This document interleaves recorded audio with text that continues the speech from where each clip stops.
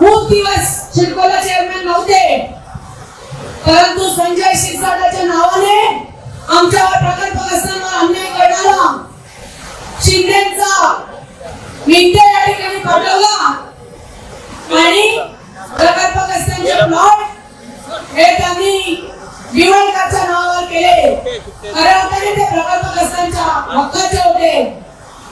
61,000 चौरस मीटरचा प्लॉट त्याला गेला आणि करोडो रुपयांचा मलिदा त्यांनी खाल्ला. त्यामध्ये आपण बघाल शिल्पचे एमडी विजय शिंगल सुद्धा यामध्ये सामील आहेत. आज आपण बघाल या भागामध्ये अनेक प्रकल्प आहेत, अनेक आहेत, परंतु आजही आमचा प्रकल्पग्रस्त आमचा या ठिकाणचा स्थानिक उपाशी आहे.